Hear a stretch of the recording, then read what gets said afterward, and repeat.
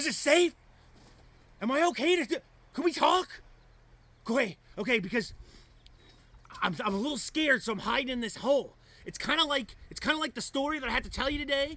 It's about a man named Gideon, and his story is found in the book of Judges, because you've been going through the books of the Bible right now with Camp and Oil, and Judges is today. So my name's Andrew Hiltz, and I've been at Camp and Oil for years as a spiritual life leader, sharing Bible stories just like this one. So I'm really excited to share this one with you today. But it's kind of scary, because you see, God's people, the Israelites, have been following God, and He has rescued them out of Egypt. But when they were into their new land, they were living for a while, and they were following God, and they were loving Him, and things were going good. But then after a while, they felt like they should be doing their own thing. So they kind of made up their own decisions and made their own choices and kind of stopped following God. And so things started going bad. I don't know if you've ever been on a roller coaster, but it's kind of like that. So they want to be near God, so they're following Him, and they're going up. And then they get near the top, and they're so close to God, and it's such a good relationship. But then they change their mind, start making their own decisions, and they go down. And it's like, whoa! And they're heading down to the bottom of the roller coaster, and it's kind of scary. That's that part where it gets a little scary, because the Israelites' enemies were taking control, and they didn't have any control anymore. So then they get to the bottom and they're like, oh, we need help. So they call on God, and they want to follow God again. So God would send a hero to save them. And in this story, Gideon is the man that's going to help save God's people from the people called the Midianites. Now the Midianites, they were bad news.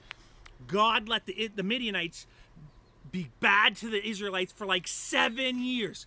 And for 7 years, the Israelites had to hide. I mean, at the beginning of this story, Gideon was hiding in a hole so that the Midianites wouldn't find him. And he was in there. You know what he was doing? He was taking wheat and he was banging it and trying to get all the little grains of wheat to make flour so that he could have food for his family. He was literally hiding in a hole so that the Midianites would not take his food. Like, that is just crazy. And in fact, it says that the Midianites were so oppressive that all of Israelite was crying out.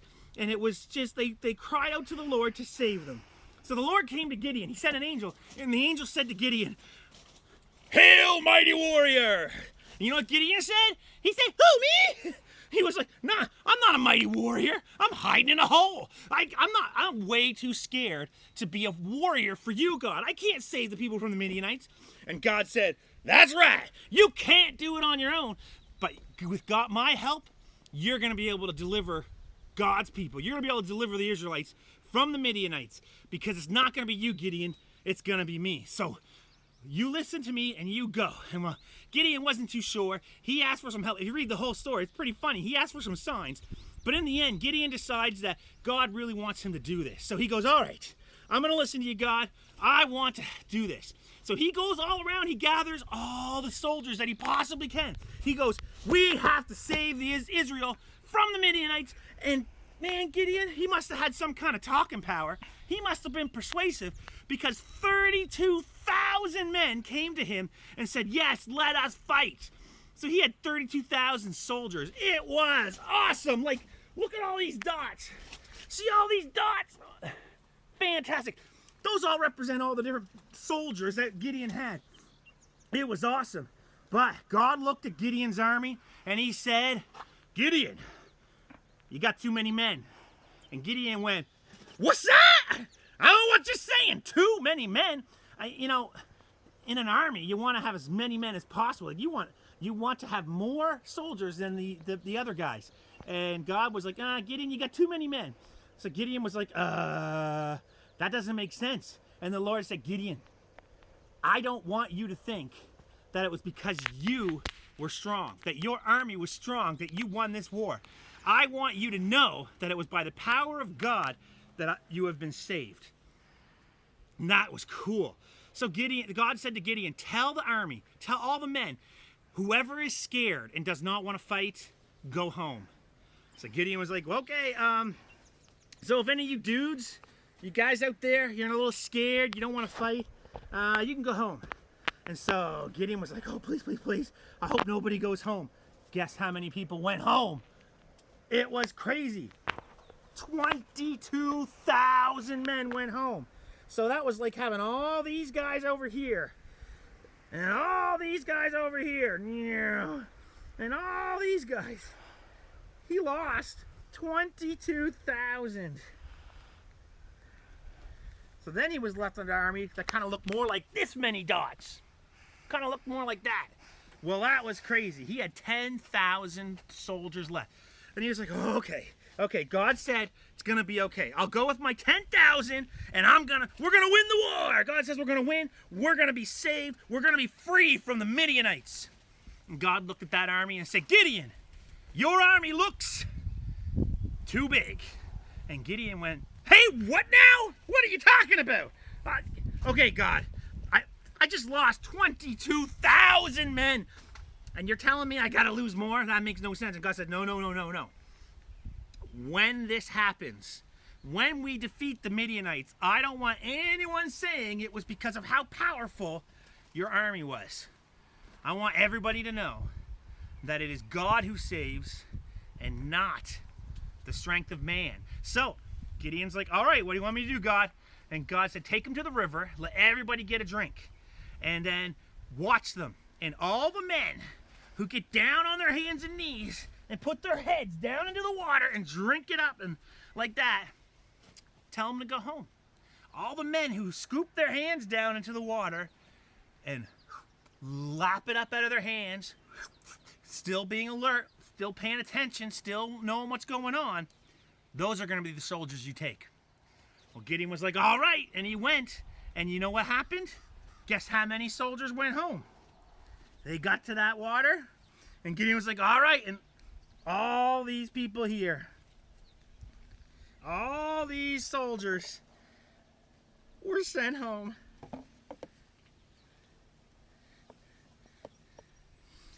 And he was left with a very small group of soldiers. In the end, Gideon's army went from 32,000 down to 300. He just had 300 men. 300 soldiers to fight an entire Midianite army. And they were like, man, okay, if God says this is going to work, let's see. So Gideon split them up into 3 groups of 100 in each group, and he spread them out around the Midianite army.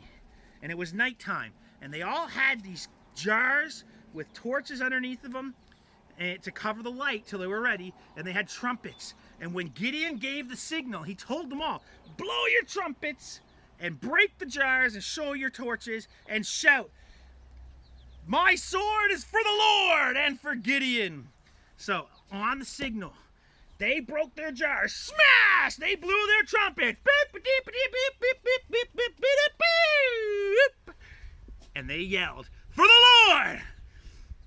And you just wouldn't believe it. The Midians got scared, they woke up, and they started thinking there was a giant army around them, and they started running around in circles. There's an army after us! And they started to run away, and then they started running into each other, and they thought that each other was like the enemy, so they started fighting each other, and they defeated themselves. They actually fought themselves, and then they ran away, and God's people won, and they didn't even have to go into the battle. All they had to do was play some music and cheer out a cheer for the Lord, and God made sure they won the day. It is amazing what God did through Judges. Through the book of Judges, he saved his people time and time again. He picked a hero, but that hero couldn't have done anything without God giving them the power and what had to happen. And you know what's really cool about the story of Gideon? Is it reminds me of my life with God. And it can remind us, all of us, about our relationship with God. You see, there's a lot of people that think, I know I need to be saved. I know I've done bad things in my life. I know I'm a sinner, but I don't know. I don't think I can. I don't know if I can save myself. But you can't. Just like Gideon and his army, they didn't save themselves. God is the one who has the power to save. There is not one person in this world who can say, yeah, I did so many good things that, I'm going to heaven. I'm a good person. Nobody can say that. We need God. We're just like Gideon. We all basically should be hiding in a hole to try to get away from our sins, but it's not going to work. Our lives are not good enough. We'd be hiding in a hole forever and it still wouldn't work. But I am so thankful that in my life, I can be saved, not because of what I've done, but because God sent Jesus Christ to pay the price for my sins, and that I can have a relationship with him. It's amazing.